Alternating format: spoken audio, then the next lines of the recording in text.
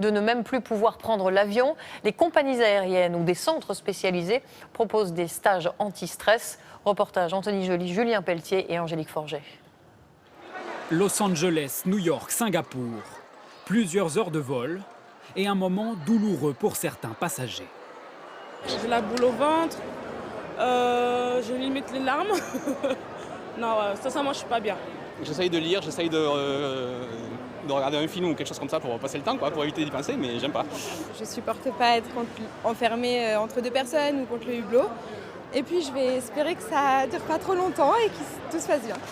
Une légère appréhension au départ, qui s'est transformée en phobie pour ces passagers. Paralysés à l'idée de prendre un avion, ils ont décidé de se soigner dans ce centre anti-stress. Il a longtemps hésité, mais après des années d'angoisse dans les airs, Thibaut Vimeux a choisi de ne plus subir sa peur.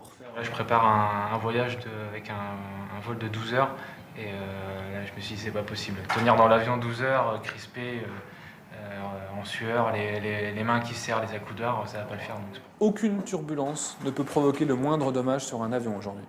Moyennant 430 € la journée, les stagiaires viennent chercher des conseils, des arguments pour vaincre des peurs parfois irrationnelles. Les scénarios catastrophes sont très puissants. Il suffit d'avoir une hôtesse qui arrête de sourire et tout de suite on va imaginer le pire.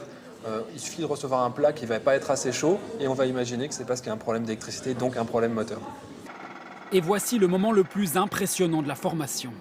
Les stagiaires sont invités à prendre en main eux-mêmes les commandes d'un Boeing, un simulateur bien sûr, mais qui permet de lever le voile sur les mystères du cockpit. On va entrer le train d'atterrissage, on tire sur son axe, bien sûr, très bien. Il y a une paix, on ressent ça désacralise un peu la peur et les angoisses, les phobies qu'on pourrait avoir. Le centre a accueilli 600 stagiaires depuis 2 ans. 97% d'entre eux ont repris l'avion, la plupart sans angoisse. Autre grand titre de l'actualité de ce samedi soir, affrontement, jet de projectiles, gaz lacrymogène. Bien qu'interdite, la manifestation pro-palestinienne a bien eu lieu cet après-midi à Paris. 5000 personnes se sont d'abord rassemblées dans le calme, place de la République. Puis la situation a dégénéré. Un important dispositif policier avait été mis en place. Audrey Goutard, Ambroise Boulès, Julien Babsa et Philippe Turpot. Très vite, la situation a dégénéré. 2 heures après le début du rassemblement interdit par les autorités, les premières provocations, les premiers jets de pierre et le gaz lacrymogène. Les organisateurs ont bien prévu un service d'ordre en gilet jaune. Ils sont une trentaine au plus, rapidement débordés par la situation. En face, 2000 policiers, CRS, gendarmes mobiles pour empêcher les manifestants de former un cortège dans les rues adjacentes. Les altercations entre les casseurs et les forces de l'ordre ont duré 1 heure. En fin de journée, les policiers ont finalement repris le contrôle de la place. Au total, 69 interpellations, dont 30 gardes à vue. En début d'après-midi, environ 5000 personnes avaient décidé de braver l'interdiction de manifester prononcée par la justice.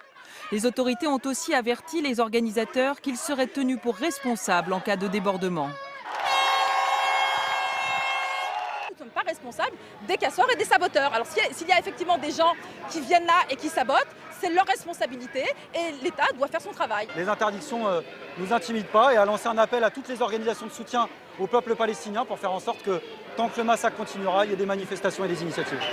Ce rassemblement pro-palestinien était le 5e interdit sur 300 autorisés ces dernières semaines dans l'ensemble du territoire.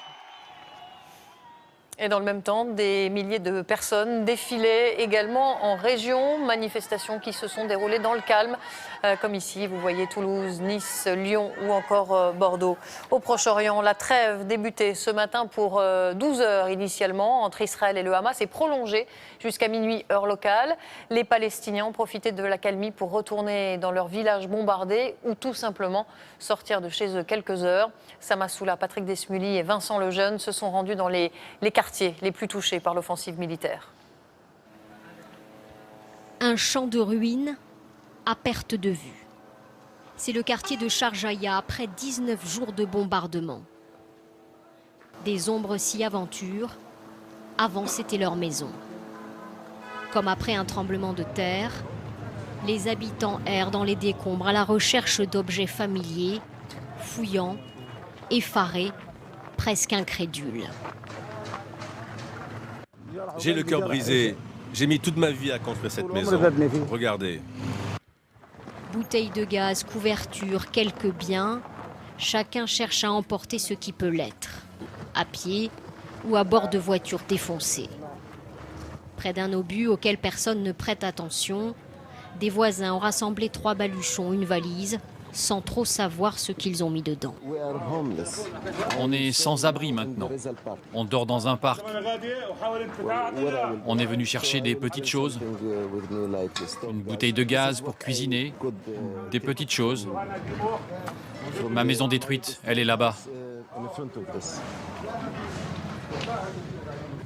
Ils avaient entendu le fracas des bombes, mais l'ampleur des destructions les saisit. Des destructions partout, c'est horrible. Une catastrophe. Nous n'avons plus de maison. Transporté dans une couverture, un corps sorti des gravats. L'odeur est pestilentielle. Plus de 85 corps ont déjà été dégagés.